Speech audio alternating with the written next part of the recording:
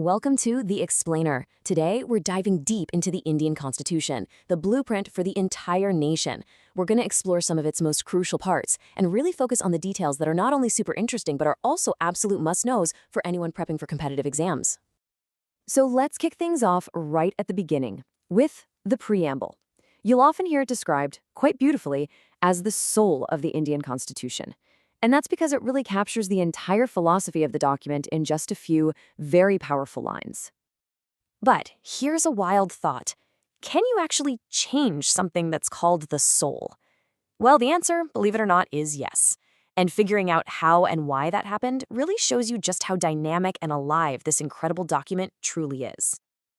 All right, so let's really get into this idea of the soul. We're going to look at what the preamble said originally and, more importantly, how it changed into the version that we all know today.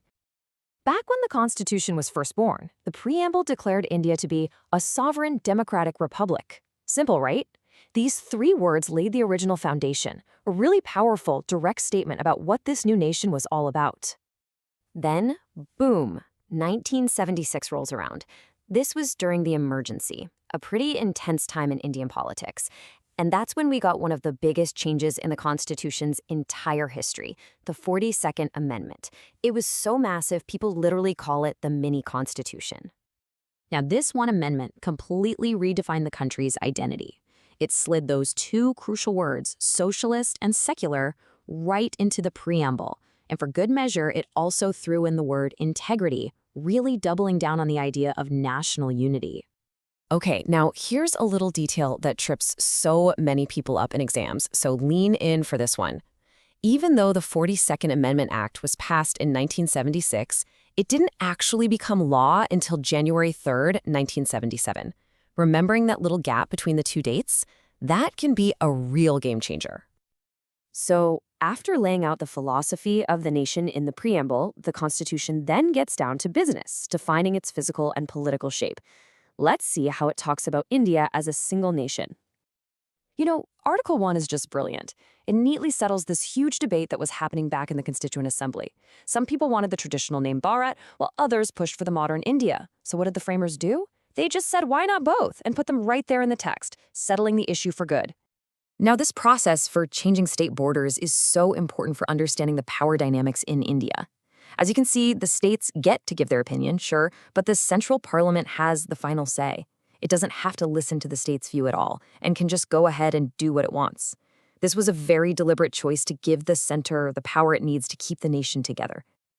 Okay, now we're arriving at part 3, the fundamental rights.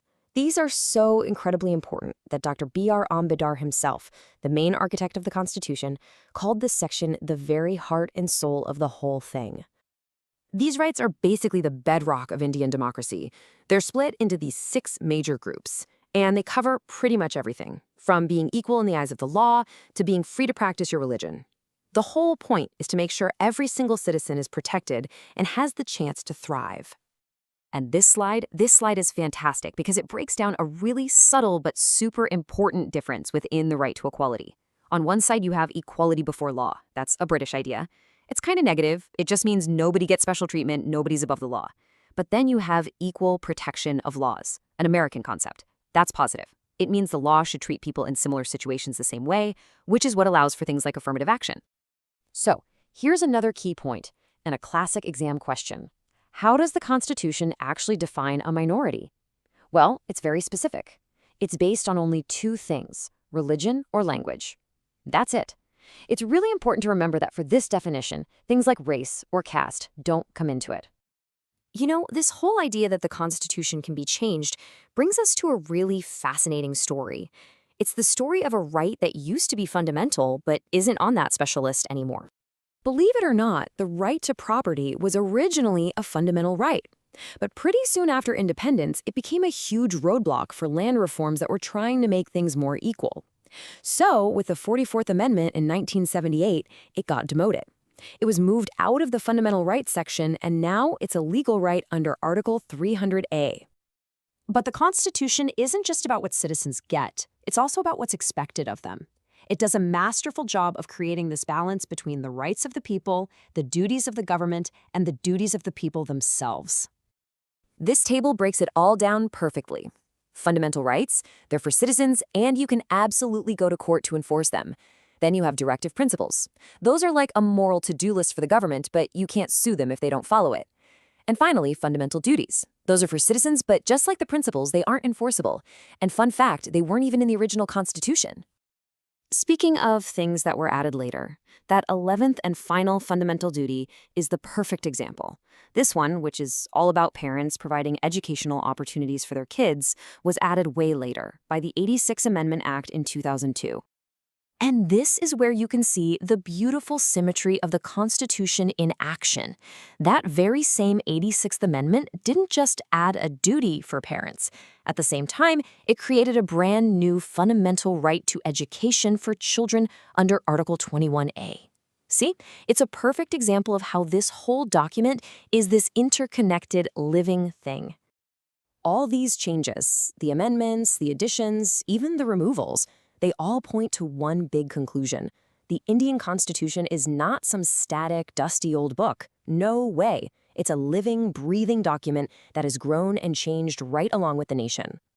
But there's a catch. While Parliament can amend the Constitution, the Supreme Court put a huge limit on that power.